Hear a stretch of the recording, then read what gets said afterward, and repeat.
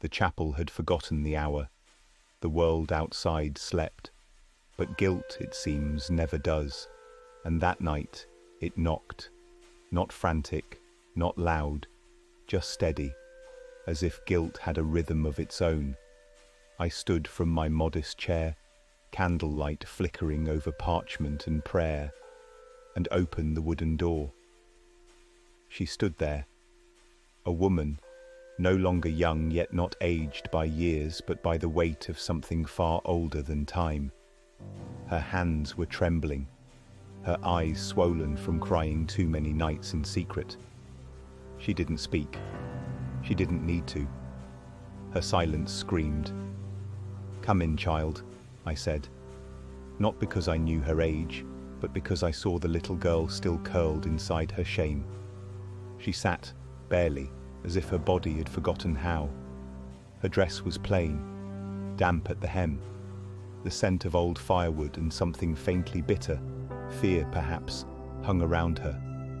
I have no one else," she whispered. "You are here now," I said, sitting across from her. "And the walls do not speak, but I will listen." There was a pause, not hesitation. No, it was deeper. It was the kind of pause one takes before ripping open a wound that had festered for far too long.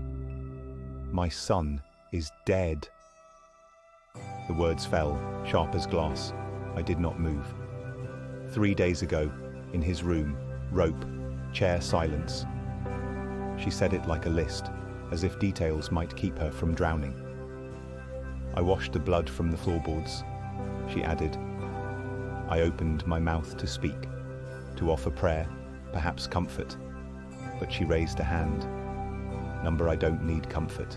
I need a grave to bury the truth." And so she began to dig, not with a shovel, but with her voice. She told me of her boy, quiet, bright, always drawing.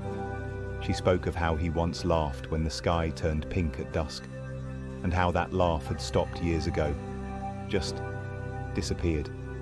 She thought it was adolescence, school, maybe the loneliness of being different. But it wasn't any of that, she said, her voice cracking. It was his father. I did not ask what he had done. She did not say the words, but the air knew, and so did I. She'd seen bruises, once, then again, then the eyes that no longer met hers, then the silence at dinner. I told myself it would pass, she said, that if I stayed quiet, it would stop. I remained still, not in judgment, but in grief. "You know what the worst part is, Father?" she asked, voice suddenly hard. "I prayed every night, and I heard nothing." Then, a moment of collapse. Her body shook, not from tears, from release, the way a dam breaks after years of holding a flood. "I didn't kill him," she sobbed, "but I let it happen. I let it rot him from the inside out." I waited, not because I had answers, but because she needed someone who wouldn't run. The candle between us had nearly burned out. The shadows on the walls grew taller.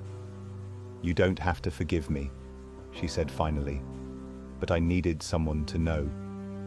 I looked at her, not as a priest, not as a man, but as a witness, to pain, to silence, to what happens when evil wears the face of familiarity. And I said only this, "Then let the knowing begin." She didn't leave, not that night, not when the wind howled outside, not when her voice dried up from crying.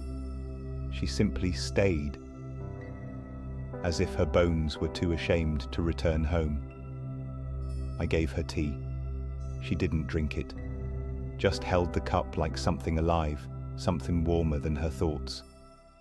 "Do you believe in hell, Father?" The question was sharp, not out of curiosity but challenge.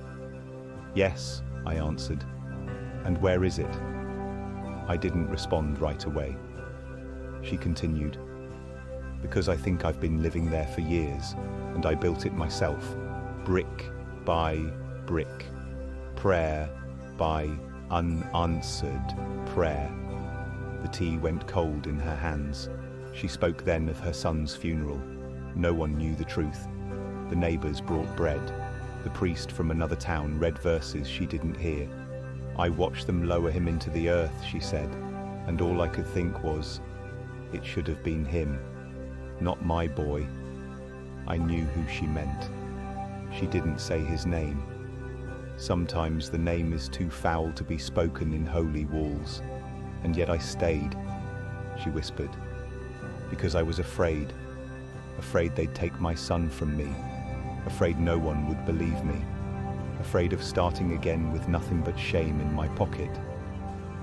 She looked up at me, eyes like storms held in glass. I'm not asking to be forgiven, Father. I'm asking why God let me stay silent for so long. Why didn't he shake me, scream at me, anything? I closed my eyes, not to pray, but to pause. There are moments when silence is not absence, it's presence, too large for words. Sometimes, I said softly, God speaks through consequence, not comfort. She flinched, not from the words, but from how much they resembled her own thoughts. You're saying this is my punishment? No, I said. I'm saying this is your unveiling. The candle had gone out. We sat in the dim, her breathing the only sound. I kept a journal, she said suddenly. All the things he said, the bruises, the days my son wouldn't speak. I wrote it all down. I thought, maybe one day I'd have the courage. Do you still have it? She nodded. In the attic, next to his old shoes. I haven't touched it. A pause, then quieter. I'm scared it'll smell like him. 3 days passed. She didn't return. No word, no visit. I assumed she'd chosen to leave the pain here, like the bitter aftertaste of a confession too late. But on the 4th night, she came back. Eyes hollow, hands trembling from something other than the cold. I opened the attic, she said, voice low. The rest she left unsaid. I didn't ask questions, only gestured toward the chair by the fire. She sat without taking off her coat. I lit a candle, she began, not because I needed to see, but because I was afraid of what I'd feel in the dark. She spoke slowly, not dramatically, just the speed of someone reliving a nightmare frame by frame. It smelled like dust, old wood, regret, a pause, and then his shoes. I imagined the tiny pair, still muddy from a spring rain he never outgrew, little scuffs from playgrounds and running from things that chased him, real or imagined. I found the journal, she said. It was wrapped in a dish towel, like I thought shame couldn't bleed through fabric. She looked at me, then away. I didn't read it. Not yet. I thought you were ready. I thought so too. Silence, but not the peaceful kind, the kind that wraps around your ribs and waits for you to exhale first. Do you think I killed him? She asked suddenly. Flat. Director. Like throwing a stone into still water to watch the ripples, not the splash. I breathed in, held it, let it go slowly. You didn't cause the illness, I said. You didn't stop the pain. Her knuckles turned white. I didn't protect him. You survived what you weren't meant to survive, and now you carry the weight of both your body and his memory. She closed her eyes. A tear slipped down unnoticed. I keep hearing his cough, she whispered. In the quiet, when the kettle hisses, when I fold laundry, when the wind slips through the window pane. That's grief, I said, not guilt. No, Father, that's haunting. She reached into her bag, pulling out the journal, placed it on my desk like it burned her hands to hold it. I want you to read it. I hesitated. She noticed. You think it's a sin to look? No, I said. I think it's a responsibility. I touched the cover. Faded blue, corners bent. The kind of wear that only truth can cause. If I read it, I asked, what are you hoping to find? Something to justify what I feel, she said, or something to tell me I'm wrong. Her voice cracked. Either would be a mercy. I nodded, but I didn't open it. Not yet. Some books, like wounds, should only be opened in sacred light. She stood. I don't want to run anymore, she said. I believe you. But I don't want to remember either. You may have to. She looked back once before leaving. Let me know what's inside. I'm not strong enough to see it alone. I waited until the chapel was empty. No prayers whispered, no candles flickering, only the groan of ancient beams above me and the distant ticking of the clock in the sacristy. It was the kind of silence meant for ghosts. The journal lay on my desk like an accusation. I opened it. The first page was a child's drawing. 2 stick figures, holding hands, one taller than the other, in a shaky scrawl beneath, me and Mum. Before. The entries were uneven. Some dates skipped months. Others were so short they felt like flinches. Mum said I have to stay quiet again tonight. The man doesn't like noise. He didn't come today. Mum smiled for real. I wish every day was like this. I turned the page. I hid under the table. He stepped on my hand. Mum said sorry more than I did. I stopped, closed my eyes. A breath held. A prayer formed. Not for salvation, but for strength. There were no names, no clear accusations, just moments no child should have written. I think I'm bad. Maybe if I were better, she wouldn't cry so much. I didn't mean to break the plate. Please don't let him hit her again. One entry was darker than the rest. He said boys aren't supposed to cry, so I didn't. Then I couldn't stop. I turned to the back of the book. More sketches. A house with no windows. A figure with no face. A final entry. Just one sentence. If I sleep and don't wake up, maybe she'll be safe. I stared at the page for a long time. The ink had smudged. Not from age, but from a drop. A tear, maybe. I wanted to scream, but there was no one to hear it, and I had worn silence too long to tear it now.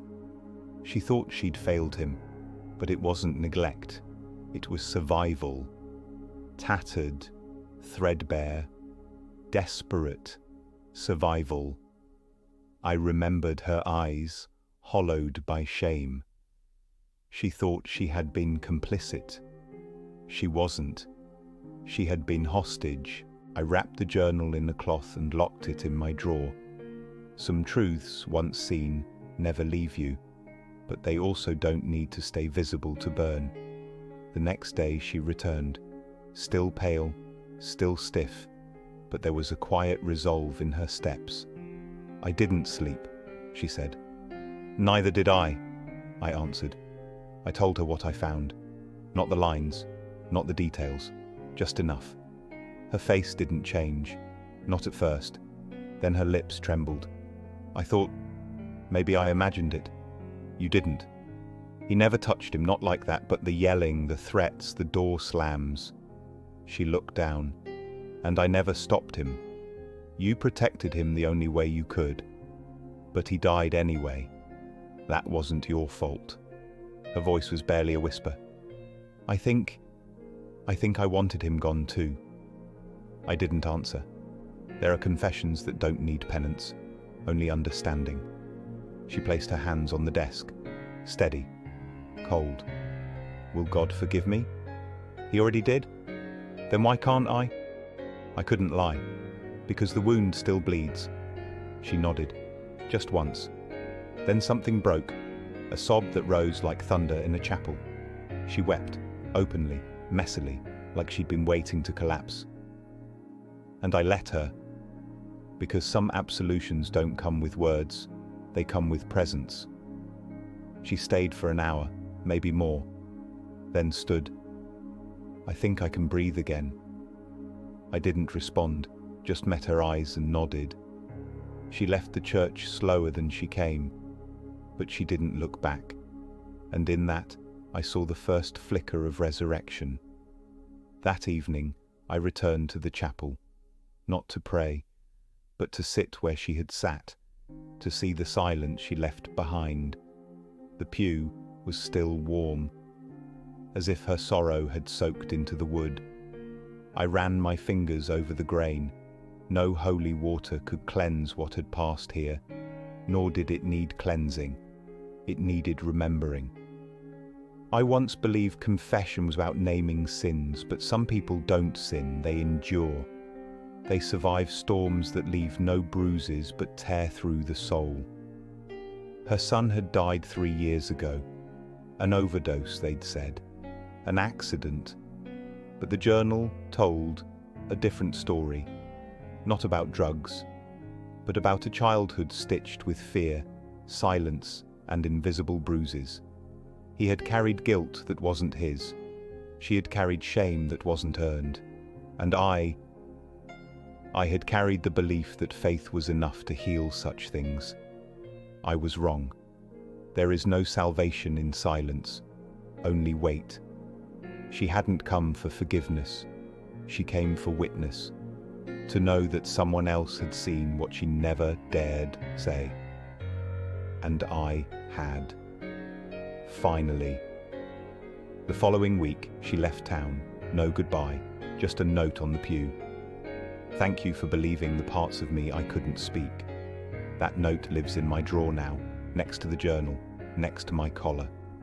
Some nights I reread it, not for answers, but to remember what this job is and what it isn't. It's not about sin. It's about silence. It's not about judgment. It's about grief. It's not about God watching. It's about us not looking away. So, I light a candle for her son, not to pray for his soul, but to honor the war he fought alone. I still wonder if he'd be alive had she come sooner, but I no longer ask why she didn't. I know why. Because when you carry shame that doesn't belong to you, you bury yourself beside it. She dug herself out, and in doing so, left me with a deeper truth than any sermon I've preached. Sometimes the most sacred act is letting someone fall apart without turning away.